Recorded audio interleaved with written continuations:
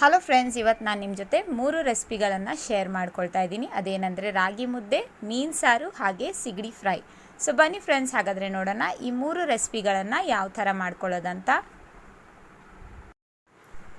ಮೊದಲಿಗೆ ಸಿಗಡಿ ಫ್ರೈ ಮಾಡ್ಕೊಳ್ಳೋದಕ್ಕೆ ಮಸಾಲಾನ ರೆಡಿ ಮಾಡ್ಕೊಳ್ಳೋಣ. ಒಂದು ಮಿಕ್ಸಿ ಜಾರ್ನ ತೊಗೊಂಡು ಅದರಲ್ಲಿ ನೆನೆಸಿಟ್ಟಿರುವಂಥ ಒಣ ಮೆಣಸಿನ್ಕಾಯಿ ಹಾಗೆ ನೆನೆಸಿಟ್ಟಿರುವಂಥ ಹುಣಸೆಹಣ್ಣು, ಶುಂಠಿ ಬೆಳ್ಳುಳ್ಳಿ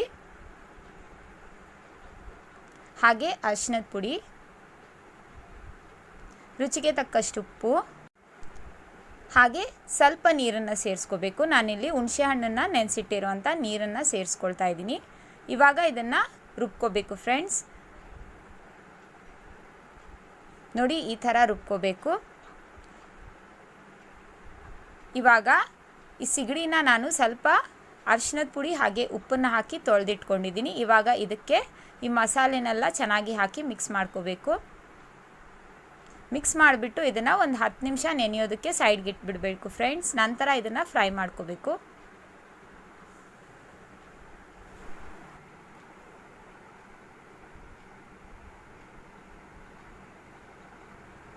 ಇವಾಗ ಒಂದು ತವಾನ ಗ್ಯಾಸ್ ಮೇಲಿಟ್ಟು ಅದರಲ್ಲಿ ಎಣ್ಣೆನ ಹಾಕ್ಕೋಬೇಕು. ಎಣ್ಣೆ ಬಿಸಿ ಆದ ನಂತರ ಗ್ಯಾಸ್ನ ಮೀಡಿಯಮ್ ಫ್ಲೇಮಲ್ಲಿ ಇಟ್ಬಿಟ್ಟು ನಾವು ಮಿಕ್ಸ್ ಮಾಡಿ ಇಟ್ಟಿರುವಂಥ ಈ ಸಿಗಡಿಗಳನ್ನು ಇದರೊಳಗೆ ಹಾಕಿ ಚೆನ್ನಾಗಿ ಫ್ರೈ ಮಾಡ್ಕೋಬೇಕು ಫ್ರೆಂಡ್ಸ್.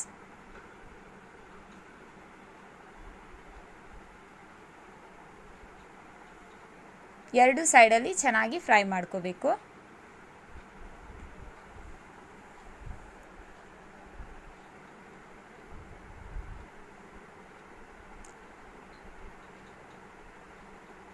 ನೋಡಿ, ಇವಾಗ ಇದಾಗಿದೆ. ಇವಾಗ ಇದನ್ನೆಲ್ಲ ಸೈಡ್ಗೆ ಎತ್ತಿಟ್ಕೊಳ್ಳೋಣ.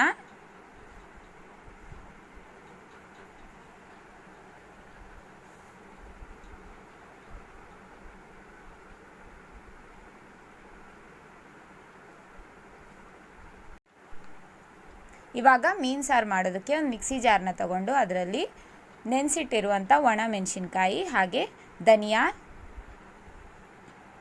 ಬಡೆ ಸೋಪ್, ಜೀರಿಗೆ, ಚಿಟಿಕೆಯಷ್ಟು ಅರಿಶಿನದ ಪುಡಿ ಹಾಗೆ ಕೊಬ್ಬರಿನ ಹಾಕ್ಕೋಬೇಕು. ನೀವು ಬೇಕಂದರೆ ಕೊಬ್ಬರಿನ ಹಾಕ್ಕೊಳ್ಳಿ, ಇಲ್ಲಾಂದರೆ ಇದನ್ನು ಸ್ಕಿಪ್ ಕೂಡ ಮಾಡ್ಬೋದು. ಇವಾಗ ಇದನ್ನೊಂದ್ಸಲ ಹೀಗೆ ರುಬ್ಕೊಂಡು ನಂತರ ಸ್ವಲ್ಪ ನೀರನ್ನು ಹಾಕಿ ಈ ಥರ ನುಣ್ಣಗೆ ರುಬ್ಕೋಬೇಕು.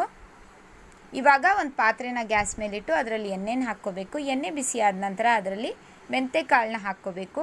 ಮೆಂತೆಕಾಳು ಸ್ವಲ್ಪ ಸಿಡಿದ ನಂತರ ಅದರಲ್ಲಿ ಸಣ್ಣದಾಗಿ ಹೆಚ್ಚಿರುವಂಥ ಈರುಳ್ಳಿನ ಹಾಕ್ಕೋಬೇಕು. ಹಾಗೆ ಕರಿಬೇವಿನ ಸೊಪ್ಪು, ಮೆಣಸಿನ್ಕಾಯಿ, ಬೆಳ್ಳುಳ್ಳಿ. ಇವಾಗ ಇದನ್ನೆಲ್ಲ ಒಂದು 2ರಿಂದ 3 ನಿಮಿಷ ಚೆನ್ನಾಗಿ ಹುರ್ಕೋಬೇಕು ಫ್ರೆಂಡ್ಸ್. ಇವಾಗ ಇದರಲ್ಲಿ ನಾವು ರುಬ್ಬಿಟ್ಟಿರುವಂಥ ಮಸಾಲೆನ ಹಾಕ್ಕೋಬೇಕು. ಈ ಮಸಾಲೆನೂ ಚೆನ್ನಾಗಿ ಹಸಿ ವಾಸನೆ ಹೋಗೋವರೆಗೂ ಹುರ್ಕೋಬೇಕು ಫ್ರೆಂಡ್ಸ್. ಗ್ಯಾಸ್ನ ಮೀಡಿಯಮ್ ಫ್ಲೇಮಲ್ಲಿಟ್ಟು ಇದನ್ನು ಚೆನ್ನಾಗಿ ಫ್ರೈ ಮಾಡ್ಕೊಳ್ಳಿ.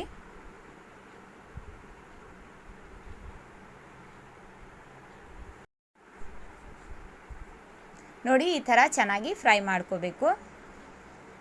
ಇವಾಗ ಇದರಲ್ಲಿ ಮಸಾಲೆ ನೀರನ್ನು ಸೇರಿಸ್ಕೊಳ್ತಾ ಇದ್ದೀನಿ. ಹಾಗೆ ಹುಣಸೆ ಹಣ್ಣಿನ ರಸನ ಕೂಡ ಸೇರಿಸ್ಕೋಬೇಕು.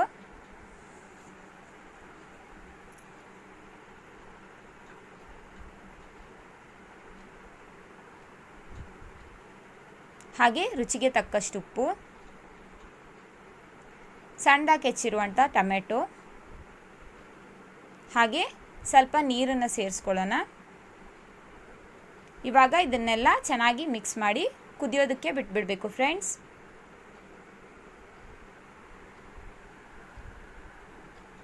ನೋಡಿ, ಈ ಥರ ಚೆನ್ನಾಗಿ ಕುದಿಬೇಕು.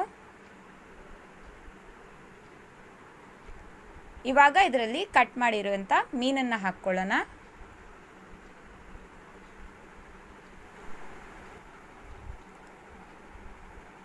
ಮೀನು ಹಾಕಿದ ನಂತರ ಜಾಸ್ತಿ ಕಲಸೋದಕ್ಕೆ ಹೋಗಬಾರ್ದು ಫ್ರೆಂಡ್ಸ್, ಇಲ್ಲಾಂದರೆ ಮೀನೆಲ್ಲ ಪುಡಿ ಪುಡಿ ಆಗೋಗುತ್ತೆ. ಇವಾಗ ಗ್ಯಾಸ್ನ ಮೀಡಿಯಮ್ ಫ್ಲೇಮಲ್ಲಿಟ್ಟು ಮುಚ್ಚಳ ಮುಚ್ಚಿ ಇದನ್ನು ಒಂದು 5 ನಿಮಿಷ ಬೇಯೋದಕ್ಕೆ ಬಿಟ್ಬಿಡೋಣ.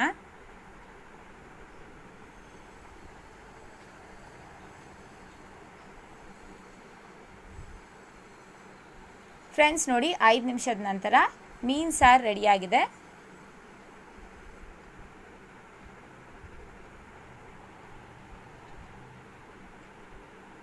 ಇವಾಗ ಲಾಸ್ಟಲ್ಲಿ ಇದ್ರ ಮೇಲೆ ಕೊತ್ತಂಬರಿ ಸೊಪ್ಪನ್ನು ಉದುರಿಸ್ಕೊಳ್ಳೋಣ ಫ್ರೆಂಡ್ಸ್.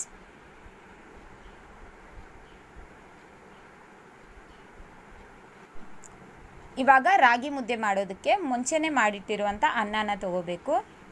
ಹಾಗೆ ಅದು ಮುಳುಗುವಷ್ಟು ನೀರನ್ನು ಹಾಕ್ಕೋಬೇಕು.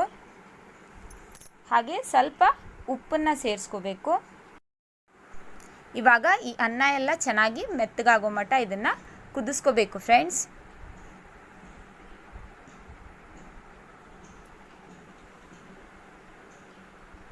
ನೋಡಿ, ಈ ಥರ ಅನ್ನ ಎಲ್ಲ ಚೆನ್ನಾಗಿ ಮೆತ್ತಗಾಗಬೇಕು. ಇವಾಗ ಇದರಲ್ಲಿ ನಾವು ಎಷ್ಟು ಅನ್ನನ ತೊಗೊಂಡಿದ್ದೀವಿ ಅಷ್ಟೇ ಸಮವಾಗಿ ರಾಗಿ ಹಿಟ್ಟನ್ನು ಕೂಡ ತೊಗೋಬೇಕು. ಇವಾಗ ಗ್ಯಾಸ್ನ ಸಿಮ್ಮಲ್ಲಿಟ್ಟು ಇದನ್ನೆಲ್ಲ ಚೆನ್ನಾಗಿ ಮಿಕ್ಸ್ ಮಾಡ್ಕೋಬೇಕು ಫ್ರೆಂಡ್ಸ್. ಈ ಥರ ರಾಗಿ ಮುದ್ದೆ ಮಾಡುವಂಥ ಕೋಲ್ ಸಿಗುತ್ತೆ, ಅದರಿಂದ ಮಿಕ್ಸ್ ಮಾಡಿಕೊಂಡ್ರೆ ಹಿಟ್ಟೆಲ್ಲ ಚೆನ್ನಾಗಿ ಮಿಕ್ಸ್ ಆಗುತ್ತೆ ಫ್ರೆಂಡ್ಸ್.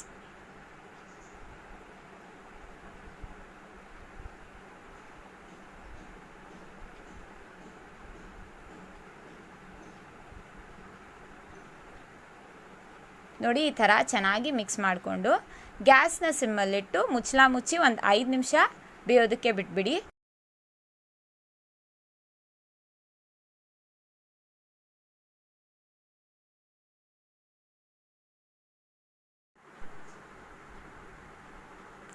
ಫ್ರೆಂಡ್ಸ್, ಇವಾಗ ಇದಾಗಿದೆ. ಇವಾಗ ಗ್ಯಾಸ್ನ ಆಫ್ ಮಾಡಿ ಮುದ್ದೆ ತಟ್ಕೊಳ್ಳೋಣ.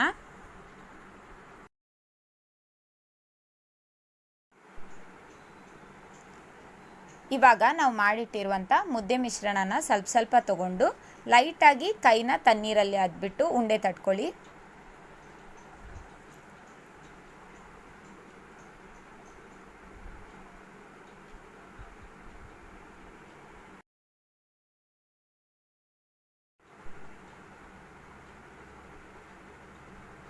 ಫ್ರೆಂಡ್ಸ್, ರಾಗಿ ಮುದ್ದೆ ರೆಡಿಯಾಗಿದೆ. ನೋಡಿದ್ರಲ್ವಾ ಈ 3 ರೆಸಿಪಿಗಳನ್ನು ಯಾವ ಥರ ಮಾಡ್ಕೊಳ್ಳೋದಂತ. ಈ 3 ರೆಸಿಪಿಗಳು ನಿಮಗೂ ಕೂಡ ಇಷ್ಟ ಆಗಿದೆ ಅಂತ ಅಂದ್ಕೊಳ್ತಾ ಇದ್ದೀನಿ. ಇಷ್ಟ ಆಗಿದ್ದರೆ ಇದನ್ನು ನೀವು ಕೂಡ ನಿಮ್ಮ ಮನೆಯಲ್ಲಿ ಟ್ರೈ ಮಾಡಿ, ಹಾಗೆ ಹೇಗಿತ್ತು ಅಂತ ಕಮೆಂಟ್ ಮಾಡಿ ತಿಳಿಸಿ. ಹಾಗೆ ನನ್ನ ವಿಡಿಯೋ ಇಷ್ಟ ಆಗಿದ್ರೆ ವಿಡಿಯೋನ ಲೈಕ್ ಮಾಡಿ, ಹಾಗೆ ಶೇರ್ ಕೂಡ ಮಾಡಿ.